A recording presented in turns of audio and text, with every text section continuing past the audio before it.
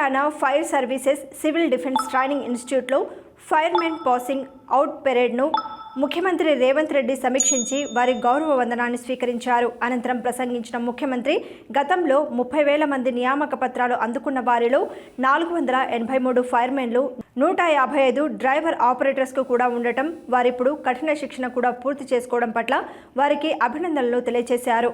ఏ ప్రమాదాలు జరిగినా ప్రాణాలకు తగ్గించి సామాజిక బాధ్యతగా ఉద్యోగంలో చేరడానికి ముందుకొచ్చినందుకు ప్రభుత్వం వారిని అభినందిస్తోందని అన్నారు.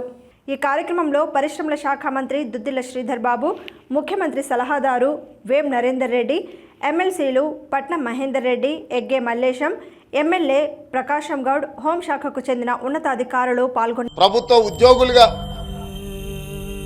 మీరు చేపట్టబోతున్న బాధ్యత మీ తల్లిదండ్రులను, మీ అక్క చెల్లెళ్లను మంచిగా చూసుకోండి. మీరందరు గ్రామీణ ప్రాంతాలలో నుంచి, ఉమ్మడి కుటుంబంలో నుంచి వచ్చిన వాళ్ళే అని నేను నమ్ముతున్నాను.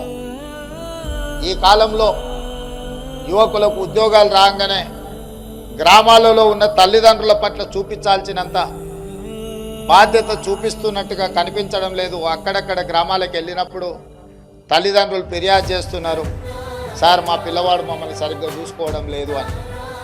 అందుకే దయచేసి ఈరోజు బాధ్యత చేపడుతున్న మా యువమిత్రులకు నా సూచన, కన్న తల్లిదండ్రులు, తోడబుట్టిన అక్క చెల్లెళ్ళు మనతో పాటు వాళ్ళ గౌరవం పెరిగే విధంగా, వాళ్ళని ఆదుకునే విధంగా మన ఆలోచన ఉండాలి. ఆ విధంగా మీరందరూ ఉంటారని ఆశిస్తూ మరొక్కసారి మీకు శుభాకాంక్షలు తెలియజేస్తూ సెలవు తీసుకుంటున్నాను.